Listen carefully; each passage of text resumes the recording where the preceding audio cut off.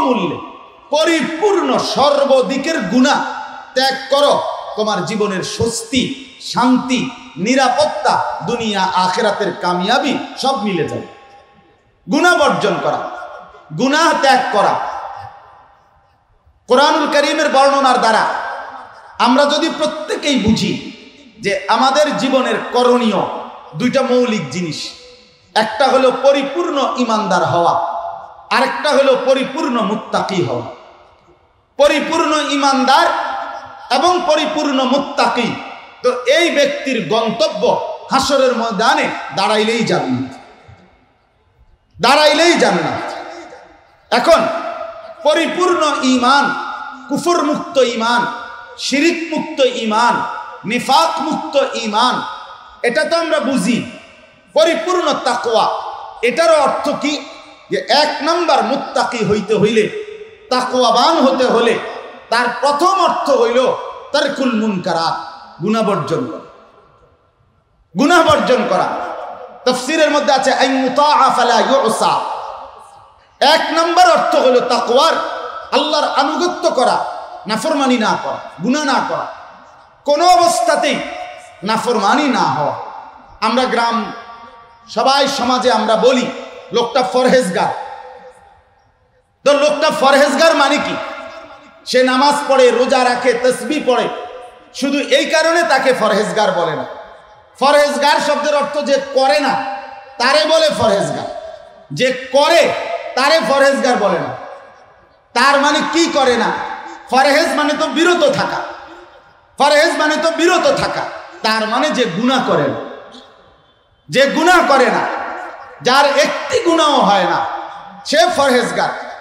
বলবেন তাইলে কি নেকি করতে হবে না? অবশ্যই। যে গুনাহ করে না সে নেকি না করা পর্যন্ত স্বস্তি পায়, এটা অটোমেটিকলি, এটা স্বাভাবিকভাবেই তার দ্বারা হয়। তাহলে আমার কথা হলো এটা, এক নম্বর আমরা এই কথাটা পূর্ণভাবে বুঝা।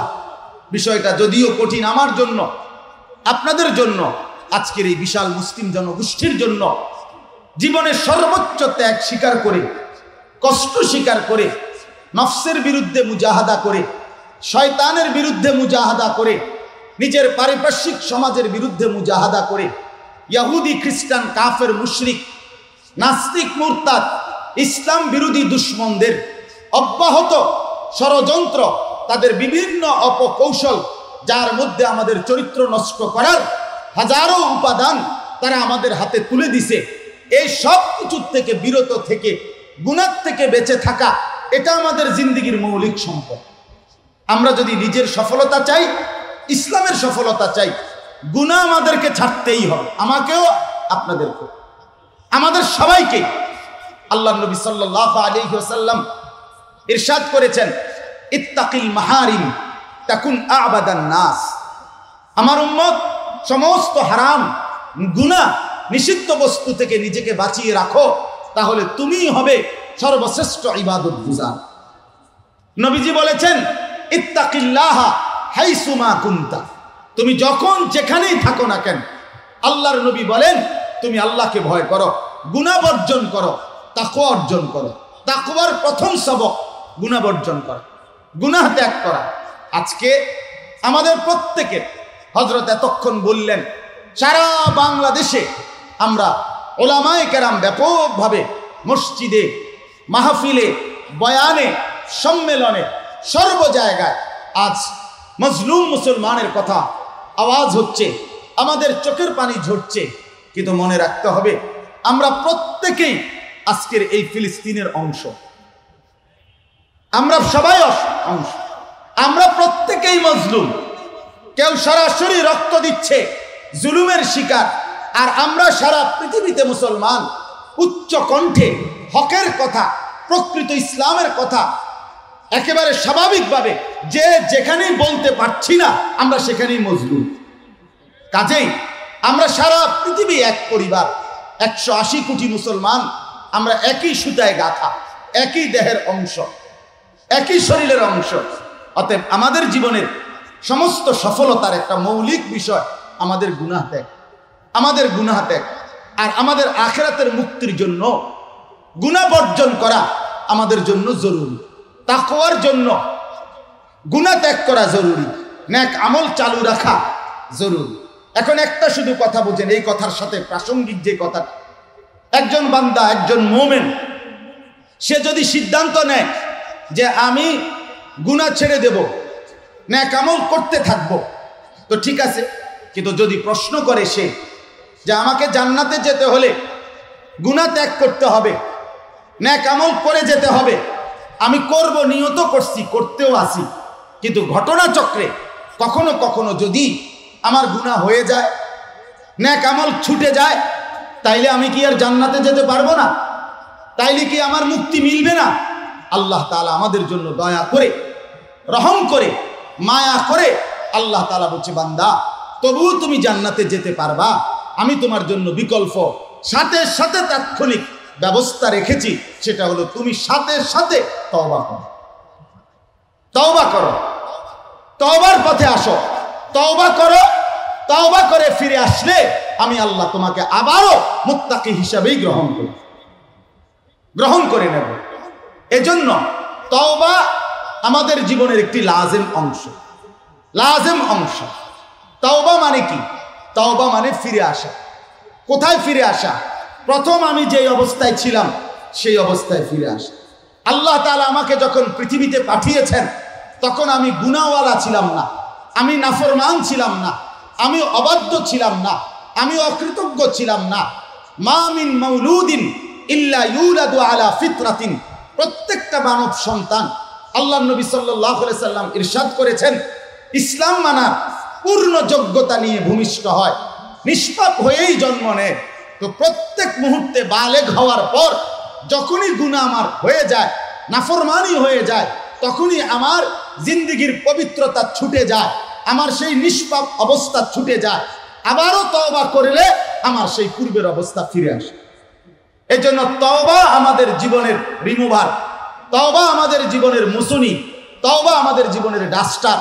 অর্থাৎ আমার জীবনে যে গুনার কালিমা, গুনার যেই কলঙ্ক লেগেছে, সেটাকে ধুয়ে মুছে সাফ করে নিজেকে মুমিন, মুত্তাকি এবং জান্নাতের উপযোগী বানানোর জন্য শ্রেষ্ঠতম মাধ্যম, একমাত্র মাধ্যম, আল্লাহর পক্ষ থেকে মনোনীত ব্যবস্থাপত্র, সেটার নাম হলো তওবা।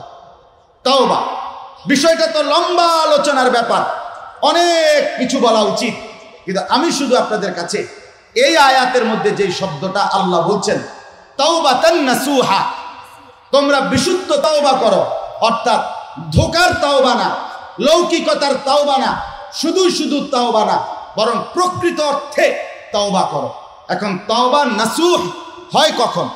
খাঁটি হয় কখন? তওবা বিশুদ্ধ হয় কখন? তওবা পরিপূর্ণ হয় কখন?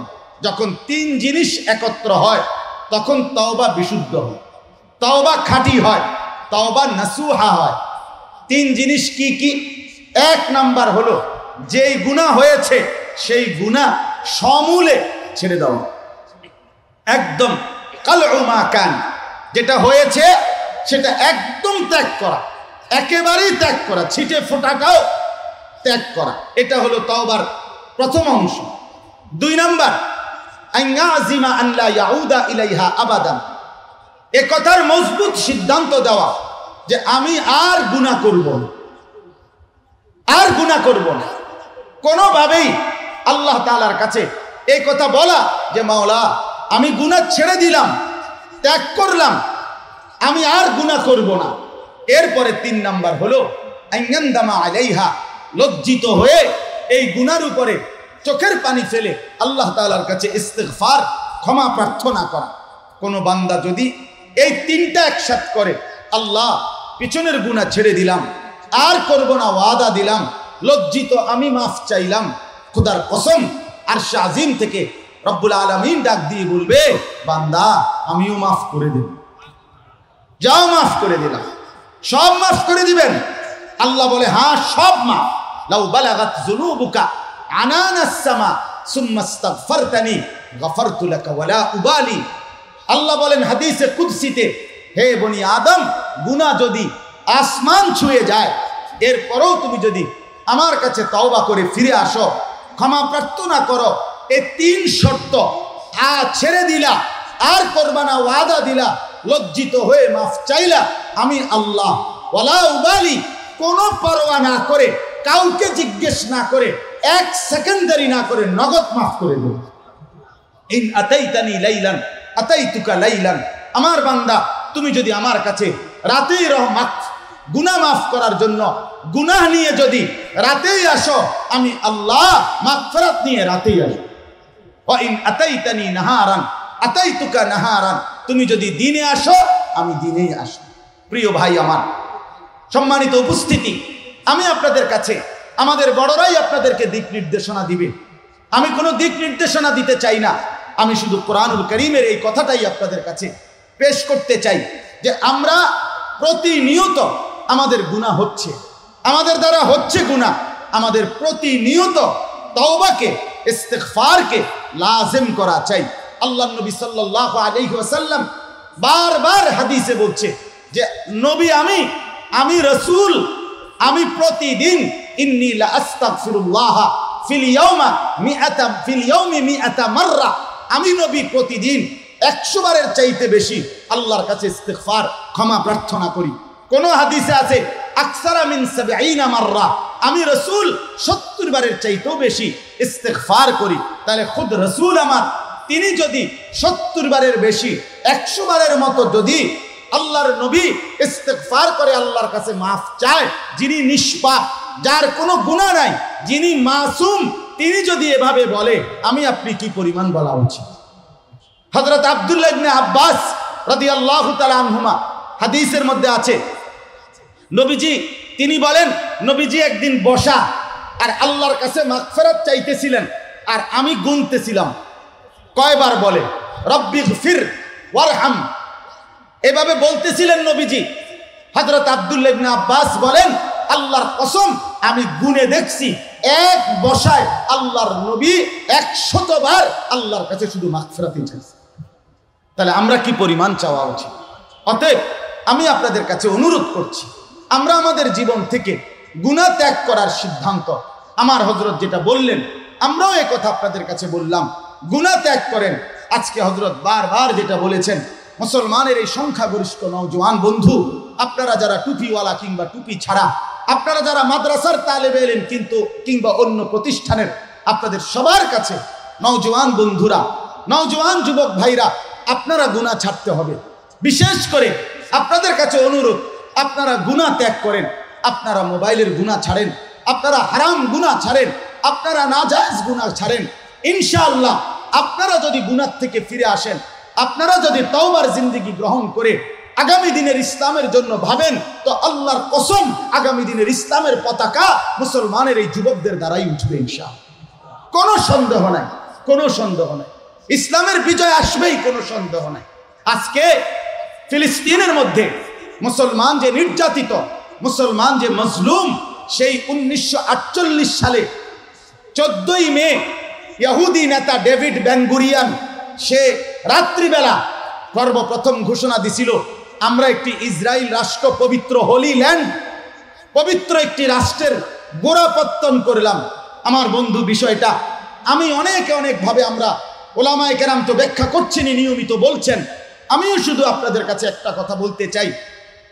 আজকে ইসরায়েলের মধ্যে ইহুদি এই মুহূর্তে মাত্র 92 থেকে 93 লাখ, 1 কোটি না, ইসরায়েলের জনসংখ্যা 92 থেকে 93 লাখ ইহুদি।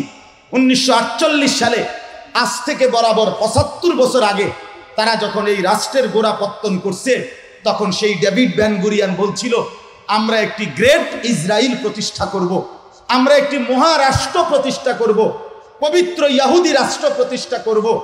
সেদিন 75 বছর আগে ওই বেঈমান ঘোষণা দিছিল জনসম্মুখে, আমাদের সেই রাষ্ট্রটির শুরু এই ফিলিস্তিনের এই প্রান্ত থেকে তো শুরু হইল, কিন্তু তার ব্যাপ্তি, তার বিস্তৃতি কতটুকু হবে, সেদিন থেকে আজকে পর্যন্ত তাদের ঘোষণা এটাই যে আমাদের এই পবিত্র ইসরায়েল রাষ্ট্র হবে একদিকে মিশরের নীল দরিয়া পর্যন্ত, আরেকদিকে ইরাকের ফোরাত নদী পর্যন্ত, আরেকদিকে খোদার কসম আরেকদিকে মুহাম্মদের মদিনা পর্যন্ত,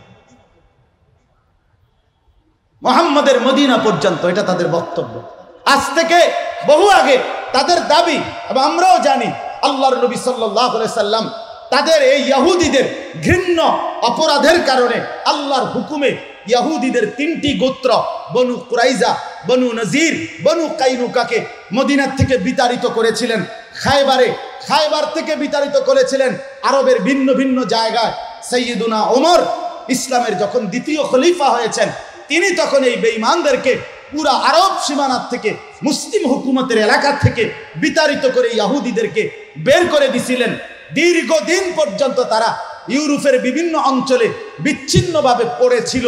শেষ পর্যন্ত 1918 সনে যখন আপনার প্রথম বিশ্বযুদ্ধ শেষ হয়েছে, মুসলমানদের শেষ খেলাফত, উসমানী খেলাফত যখন শেষ হয়ে গেল 1920-এর আগে এই সময় থেকেই এই বেঈমানরা, এই কাফেররা ফিলিস্তিনি জেরুজালেমের পাশে মুসলমান গরিব দুঃখীদের কাছ থেকে, অথবা তৎকালীন সেকুলার, বিশেষ করে মিশরের মুস্তফা কামাল আতাতুর্ক নামের ওই বেঈমান সেকুলার যেই ব্যক্তি, সেই লোকটার মাধ্যম হয়ে আশপাশের শাসকদের কাছ থেকে চড়া মূল্যে ঘুষ দিয়ে এই বেঈমানরা ধীরে ধীরে এখানে জায়গা কিনছে।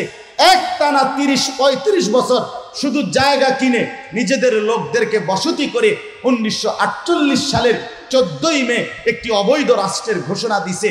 আমি আপনাদের কাছে শুধু এই কথা বলতে চাই, আমরা যদি প্রস্তুতি না নেই, আমরা যদি দিল থেকে ধারণ না করি, আমরা যদি নিজেদের জীবনকে সুন্দর না করি, গুনাহমুক্ত পবিত্র জীবন যদি আমরা না গঠন করি, তওবা করে আমরা যদি আল্লাহর দিকে ফিরে না আসি, পুরা ইসলাম মানার সিদ্ধান্ত যদি আমরা না নেই, খোদার কসম, ইসরায়েল যদি ফিলিস্তিনের এই ভূমিতে এই বেঈমানরা যদি স্থায়ীভাবে টিকে যায়, তাহলে 180 কোটি মুসলমানের অস্তিত্ব হুমকির মুখে পড়বে, হুমকির মুখে পড়বে। এটা রোহিঙ্গা সমস্যা না, এটা কাশ্মীর সমস্যা না, এটা সিরিয়ার শরণার্থী সমস্যা না, এটা চেচনিয়া বসনিয়া না। অর্থাৎ রোহিঙ্গায় মুসলমান নির্যাতিত হয়েছে আরাকানে, সেটা মুসলমানের জন্য ব্যথা, কিন্তু ফিলিস্তিনে শুধু মুসলমান নির্যাতিত এই কারণে ব্যথা না, বরং ফিলিস্তিনের পুরা জমিন মাটিটার সাথে 180 কোটি মুসলমানের অস্তিত্বের সম্পর্ক। এটা আরো গভীর, এটা আরো গভীর, এটা আরো গভীর, এটা বুঝতে হবে। এরা টিকলে, এরা যদি এখানে টিকে যায়, তাইলে আমাদের আগামীর অস্তিত্ব হুমকির মুখে পড়বে। অতএব শেষ পর্যন্ত আমার শায়েখ বললেন, সারা দেশের ওলামায়ে কেরাম, আমাদের দেওবন্দি ঘরানার ওলামায়ে কেরাম, আমাদের আকাবির আসলাফের আজকে যারা নেতৃত্ব দিচ্ছে, এই ওলামায়ে কেরামের বক্তব্য একটাই, আমরা একটাই কথা বুঝি, শেষ পর্যন্ত নামাজ, রোজা, হজ, যাকাত, এটা যেরকম আমাদের উপরে ফরজ বিধান, এটা যেমন ভুলে গেলে আমাদের চলবে না, আল্লাহর রাস্তায় জিহাদ, আল্লাহর রাস্তায় জান বাজি রাখা, এটা ছাড়াও আমাদের জীবন চলবে না। আমরা টিকতে হলে, আমরা বাঁচতে হলে, এই ভূমিতে মুসলমান যদি ইজ্জতের সাথে নিজেদের সম্মান নিয়ে নিজেদের ধর্মকে প্রতিষ্ঠিত করে আমরা যদি বাঁচতে হয়, তাহলে আমাদেরকে জান কোরবানি করতেই হবে। এটাই আমাদের সমাধান। আমাদের কোনো জাতিসংঘ নাই, আমাদের কোনো মানবাধিকার কমিশন নাই, আমাদের কোনো আন্তর্জাতিক আইন নাই, আমাদের কোনো ইউরোপীয় ইউনিয়ন নাই, আমাদের আমেরিকা নাই, আমাদের কিচ্ছু নাই, কেউ নাই, আমাদের একজনই শুধু, তিনি আল্লাহ। আমাদের আল্লাহর সাথে আমাদের সম্পর্ক করতে হবে, আমাদেরকে ফিরতে হবে। আমার যুবক বন্ধুদের কাছে আমি ছোট্ট মানুষ, আমার হাত জোর করা অনুরোধ, বন্ধু তোমরা মোবাইল ছেড়ে দাও, নওজোয়ান সাথীরা তোমরা মোবাইলের উলঙ্গ ছবি দেখা ছেড়ে দাও, নর্তকীর নাচ দেখা ছেড়ে দাও। তোমরা যারা চুল চতুর্দিকে সমান না রেখে বিভিন্ন মডেলে সামনের দিকে, বাম দিকে, ডান দিকে বাড়াইয়া তোমরা যারা চুল রাখো, মুসলমানের যুবক, তোমরা এগুলা ছেড়ে দাও, স্বাভাবিক চুল রাখো, 5 ওয়াক্ত নামাজের সেজদা করো, ফজরের নামাজে অভ্যস্ত হও। খোদার কসম আপনাদেরকে স্পষ্ট বলি, কোরআন সুন্নাহর মতে যদি মুসলমানের বিজয় কারো দ্বারা হয়, যদি মুসলমানের বিজয় কোনো গোষ্ঠী, কোনো ব্যক্তি, কোনো সম্প্রদায়ের দ্বারা হয়, তো সেটা হবে তাদের দ্বারা ফজরের নামাজের মুসল্লি যান। ফজরের নামাজ, ফজরের নামাজ সূরা বনী ইসরাইলের মধ্যে আছে, আল্লাহ তাআলা 3টা আমল বলছে। 1 5 ওয়াক্ত নামাজ, 2 তাহাজ্জুদ নামাজ, 3 আল্লাহর কাছে দোয়া। নবীকে বলছে এই 3টা আপনি আমারে বুঝাইয়া দেন। আকিমিস সালাতা লিদুলুকিশ শামসি ইলা গাসাকিল লাইলি ওয়া কুরআনাল ফজর। এখানে 5 ওয়াক্ত নামাজ, ওয়ামিনাল লাইলি ফাতাহাজ্জাদ বিহি, পরের আয়াতে তাহাজ্জুদ নামাজ, ওয়াকুর রব্বি আদখিলনি মুদখালা সিদকিন, এই আয়াতে দোয়া। আল্লাহ বলছে বন্ধু 5 ওয়াক্ত নামাজ বুঝায়া দেন, তাহাজ্জুদ বুঝায়া দেন, দোয়ার হক আদায় করেন। আল্লাহর নবী যেন বদরের যুদ্ধের দিন আল্লাহ তাআলা বললেন আল্লাহর কাছে, আল্লাহ গতকালকের 5 ওয়াক্ত নামাজও আমি আদায় করেছি, রাত্রিকালীন আমার সাহাবীদেরকে নিয়ে তাহাজ্জুদের হক আদায় করছি, এখন আমি বদরের প্রান্তরে চোখের পানি ফেলে সেজদা দিয়ে দোয়াও করছি, আল্লাহ আপনি আপনার ওয়াদা বাস্তবায়ন করেন। আল্লাহ যেন বলতেছেন এর পরের আয়াত, ওয়াকুল জা আল হাক্কু ওয়া যাহাকাল বাতিল, তাইলে বন্ধু বলে দেন হকের বিজয় হয়ে গেল, বাতিলের পরাজয় হয়ে গেল। এজন্য বন্ধু আমার আল্লাহর দিকেই ফিরতে হবে, আল্লাহর দিকেই ফিরতে হবে, আল্লাহর দিকেই ফিরতে হবে। পেছনের জিন্দেগি গুনাহ ছাড়তে হবে, নাফরমানি ছাড়তে হবে, নাই তো হবে না, নাই তো হবে না। আমরা যুদ্ধ ছাড়া, আমরা জানবাজি ছাড়া, আল্লাহর রাস্তার জিহাদ ছাড়া, 5 ওয়াক্ত বন্দেগী ছাড়া, জীবনের সর্বক্ষেত্রে গুনাহ ত্যাগ করে আল্লাহর সন্তুষ্টি কামনা ছাড়া আমাদের ইসলামের বিজয় আসবে না। ইমাম মালিক রাহমাতুল্লাহি আলাইহি বিশ্ববিখ্যাত বক্তব্য, বাণী সোনার অক্ষরে লিখে রাখার মতো বাণী। ইমাম মালিক বলে গেছেন, লা ইউসলিহা আখিরু হাদিহিল উম্মাহ ইল্লা বিমা সালাহা বিহি আউয়ালুহা। ইমাম মালিক বলছে আল্লাহর কসম, কিয়ামত পর্যন্ত এই উম্মতের শেষ তবকা পরিবর্তন হবে না ওই পদ্ধতি ব্যতীত প্রথম তবকা সাহাবায়ে কেরাম বদলাইছে যেভাবে সেভাবে ছাড়। অর্থাৎ রাসূলুল্লাহ সাল্লাল্লাহু আলাইহি ওয়াসাল্লাম সাহাবায়ে কেরামকে প্রথম জন থেকে শেষ জন, ডান পাশ থেকে বাম পাশ, সমস্ত সাহাবীকে সমানভাবে ঈমান আর আমলের উপরে পরিপূর্ণভাবে তুলেছেন। ফলে গোটা পৃথিবী সাহাবায়ে কেরামের কদমের নিচে আসে। কাজে কঠিন হইল এটাই কথা। ওয়াদাল্লাহুল্লাযীনা আমানু ওয়া আমিলুস সালিহাত লা ইস্তাখলিফান্নাহুম ফিল আরদ। আল্লাহ বলেন আমার ওয়াদা, ইমানদার পূর্ণ হও, নেক আমল পূর্ণ করো, জমিনের খেলাফত, জমিনের রাজত্ব, জমিনের বাদশাহী তোমাদেরকে দেব। বন্ধু আমার বেশি দিন হয় নাই, ঘাবড়াবার কিচ্ছু নাই, হতাশ হওয়ার কিচ্ছু নাই। মুসলমানের খেলাফত এই পৃথিবীতে একটানা 1300 বছর ছিল। 1920 খ্রিস্টাব্দ পর্যন্ত উসমানী খেলাফত ছিল, মুসলমানদের হুকুমত ছিল। খেলাফতে রাশেদা, উমাইয়া খেলাফত, আব্বাসী খেলাফত, উসমানী খেলাফত। কাজেই মুসলমানের খেলাফত ছুটে গেছে, মুসলমানের বাদশাহী রাজত্ব ছুটে গেছে। মাত্র 103 বছর চলে, মাত্র, বেশি দিন হয় নাই। কাজেই এটা আল্লাহর একটা নীতি। বর্তমানের বুজুর্গরা বলেছেন আল্লাহর একটা নীতি এটা। তিলকাল আইয়ামু নুদাফিলুহা বাইনান নাস। আল্লাহ বলেন আমি দিন বদলাই মানুষের মধ্যে। আমাদের এক সময় সারা পৃথিবী বিজয়ের পতাকা ছিল, আমরা অনেক দিন হয়ে আমরা জুলুমের শিকার, নির্যাতনের শিকার। ইনশাআল্লাহ সিরিয়াল এরপরে এখন আমাদের বিজয়, কোনো সন্দেহ নাই। আমরা নিশ্চিত কথা, মুসলমানের কাফেরের বেঈমানের কাঁটা তারের ভেতরে। সোজা হিসাব, এটা মনে রাখি। 130 কোটি বেঈমানের কাঁটা তারের ভিতরে। বুঝেন নাই? আমাদের চতুর্দিকে কাঁটা তারের বাহিরে, আমরা যে সীমান্তের ভিতরে আছি, আমাদের কাঁটা তারের বাহিরে পুরাটাই হচ্ছে 130 কোটি বেঈমানের দেশ। অতএব ফিলিস্তিনের পাশে মিশরের বর্ডার আছে, সিরিয়ার বর্ডার আছে, জর্ডানের বর্ডার আছে, লেবাননের বর্ডার আছে। এই 4টাই মুসলিম রাষ্ট্র। কিন্তু আমাদের এই বাংলাদেশের, আমাদের চতুর্দিকের এক সুতা জায়গা কোন মুসলিম রাষ্ট্রের সাথে বর্ডার আছে কি? কথা বলেন না, আছে কি আমাদের? তাহলে আমরা কি রঙে আছে? কি রঙে আছেন? 92 লাখ বেঈমানের আক্রমণে মুসলমানের মা বোন যদি এইভাবে নির্যাতিত হয়, 130 কোটি বেঈমানের আক্রমণে আমাদের হালাত কি হবে? অতএব আমাদের জান বাজি রাখা ছাড়া, আমাদের আল্লাহর রাস্তায় কদম বাড়ানো ছাড়া আমরা জিহাদকে ভুললে হবে না। বেঈমান কখনো জঙ্গিবাদ, কখনো উগ্রবাদ, কখনো সন্ত্রাসবাদ, কখনো মৌলবাদ, যাই বলুক, আমাদের হক্কানি মুত্তাকি আল্লাহওয়ালা কোন আলেম, আমরা ওলামায়ে কেরাম, আমাদের আকাবির জীবনেও কোনোদিন কোনো নিরপরাধ জায়গায় বোমা মারতে, বিল্ডিং উড়াইয়া দিতে, মার্কেট উড়াইয়া দিতে, আদালত ভবন উড়াইয়া দিতে আমাদের কোনো নির্ভরযোগ্য মুত্তাকি ওলামায়ে কেরাম কখনোই বলে নাই, বলছে কখনো? অতএব ওইটা ওই দুশ্মনদের, ওই ইউরোপিয়ান ইসলাম বিরোধী পশ্চিমা শক্তির বানানো এই শব্দ। যে লোক বানাইছে, বোমাও মারাইছে তাগো লোক দিয়া, আমাগরে দেখাইছো তাগো লোক দিয়া, শাস্তিও দিছে তাগো লোক দিয়া। আমাদের কওমি মাদ্রাসা, আমাদের কওমি উলামায়ে কেরাম, হক্কানি রব্বানি মুত্তাকি উলামারা কখনোই এমন ঘৃণ্য কাজের সাথে জড়িত ছিল না, থাকবে না। কিন্তু তাই বলে ইসলামের পবিত্র জিহাদ এই শব্দ আমরা ভুলে যেতে পারি না। আমরা আল্লাহর রাস্তায় জীবন দেওয়া এটা আমরা ভুলতে পারি না। তুমি জঙ্গি বলো আর যাই বলো, আমরা জিহাদ ভুলবো না, আমরা ভুলবো না ইনশাআল্লাহ।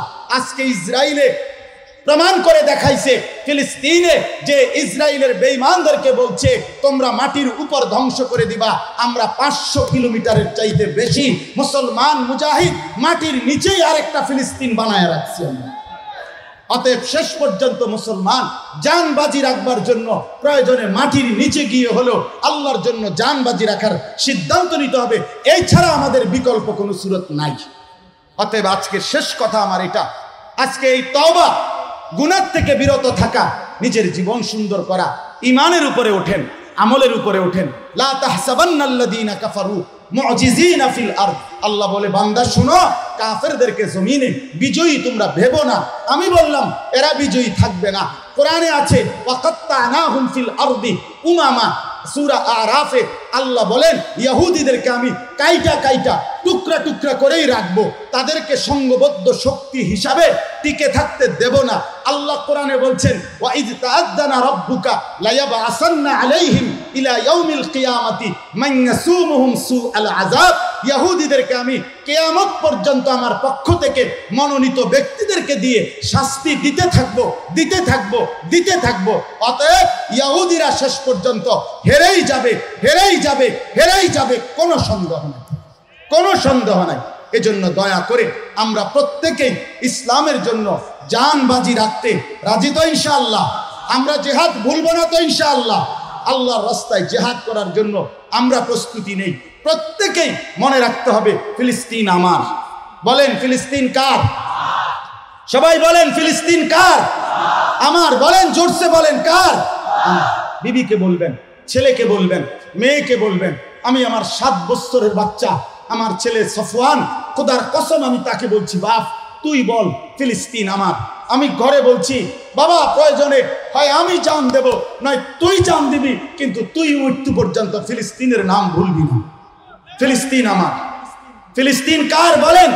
2 নম্বর কথা হলো হতাশ না হওয়া, হতাশ না হওয়া। গোটা পৃথিবীর বেঈমানের অস্ত্রও যদি ইসরায়েলে গিয়া জমা হয়, শেষ পর্যন্ত জিতবে মুসলমান। জিতবে কে বলেন না? মুসলমানই জিতবে। 1 ইঞ্চি জায়গা ফিলিস্তিনের আমরা বেঈমানের জন্য মানি না। কোনো সমঝোতা নাই, সমঝোতা একটাই, ইহুদিরা সরে যায় সোজা হিসাবে। এটাই সমঝোতা, এটাই কথা। অতএব হতাশ না হওয়া। কোনো ভ্যাগধারী, কোনো রুমালওয়ালা, কোনো আপনার কাপুরুষ আজকে যারা ছদ্মবেশী, আমার হযরত বলেছেন ঘুরিয়ে ফিরিয়ে ইনিয়ে বিনিয়ে যারা আজকের এই অবস্থাকে ইহুদিদের পক্ষে দালালি করে অথবা কাপুরুষের মতো কথা বলে, পারবিনি, শক্তি কই, অস্ত্র কই, এটা কই, ওইটা কই, আপনি ডাইরেক্ট মুখের উপরে বলে দেন তুই সর বেটা, তুই মুনাফিক, তুই কাপুরুষ, তুই সর, তুই বেটা, করে দিয়া হবে না, তুই সর। অতএব আমরা অবশ্যই হতাশ না হওয়া। 3 নাম্বার, উলামায়ে কেরাম যখনই আপনাদেরকে বলবে ফিলিস্তিনের মজলুম মুসলমানের জন্য সহযোগিতা করতে, আপনারা প্রত্যেকে দিল খুলে ফিলিস্তিনের মজলুম মুসলমানের জন্য আর্থিকভাবে সহযোগিতা করবেন। বলেন ইনশাআল্লাহ। 4 নাম্বার, মার্কিন এবং ইসরায়েলি পণ্য বর্জন করবেন। বলেন ইনশাআল্লাহ। পেপসি খাবেন না, 7 আপ খাবেন না, কোকা কোলা খাবেন না। সার্ফ এক্সেল ছাড়াও কাপড় পরিষ্কার হবে, লাক্স সাবান ছাড়াও শরীর পরিষ্কার হবে, ফেয়ার এন্ড লাভলি ছাড়াও আপনার বউরে সুন্দর দেখা যাবে। আমরা বুঝাই। অতএব আমরা পরিষ্কার। আপনি যদি বলেন আমরা এই কয়েকজন আমরাও অবরোধ বয়কট করিলে মার্কিন পণ্য, ইসরায়েলি পণ্য কি হবে? খোদার কসম, এই বেঈমানদের শুধু দুনিয়াই দুনিয়া, তাগো কোনো আখেরাত নাই, তাদের কিচ্ছু নাই। এজন্য 1 টাকার লস তারা মেনে নিতে পারে না। 1 কোটি লাখ সাবান যদি একদিনে বেচা কম হয়, তাগো কলজা, তাগো মাথার কিচ্ছু ঠিক থাকবে না। 1 কোটি ফেয়ার এন্ড লাভলি যদি বেচা কম হয়, তাদের মাথা পাগল হয়ে যাবে, কারণ তারা দুনিয়া ছাড়া, সম্পদ ছাড়া আর কিছুই বুঝে না। অতএব আমরা হিম্মতের সাথে একবার বাংলাদেশে ম্যাগি নুডলস, এটার উপরে একটা কথা আসছিল যে শুকরের চর্বি আছে না কি আছে এটার ভিতরে। শেষ পর্যন্ত এটা যখন মানুষ ত্যাগ করা শুরু করছে, এরপরে এইটারে মানুষের খাওয়ানোর লাইগা ইসলামিক ফাউন্ডেশন থেকে হালাল সনদ আনছে। এটা 100% হালাল ম্যাগি নুডলস, মানে এটা খাইবেন আর জান্নাত। লোক ব্যস্ত ম্যাগি নুডলস, হ্যাঁ, মানে বেঈমান, লস মানে না। এই জন্য আমরা যদি, এটা বড় জেহাদ হবে, সারা পৃথিবীর মুসলমান কেউ না শুনুক, আপনি শুনবেন, বলেন ইনশাআল্লাহ। আমার ছেলে আমারে বলতেছে, আব্বু আমার চিপস যেন মার্কিন পণ্য, ইসরায়েলি পণ্য না হয়। আলহামদুলিল্লাহ, আমরা আমাদের বাচ্চাদেরকে পর্যন্ত এটা বুঝাবো যে মার্কিন এবং ইসরায়েলি পণ্য আমরা বর্জন করব। সর্বশেষ কথা হলো, বেশি থেকে বেশি দোয়া করব আল্লাহ তাআলা আমাদের প্রত্যেককে গুনাহমুক্ত জীবন গড়ে আগামী দিনের জন্য আল্লাহর রাস্তায় জিহাদ, পুরা ঈমান ইসলামের জন্য জান কোরবানি রাখার সিদ্ধান্ত নিয়ে জীবন গঠন করার তৌফিক দান করুন। আলামিন সংস্থার এই ঐতিহাসিক সম্মেলন মাহফিল, এই সংস্থার সমস্ত কার্যক্রম আল্লাহ তাআলা কবুল করেন। হাটহাজারী সহ সারা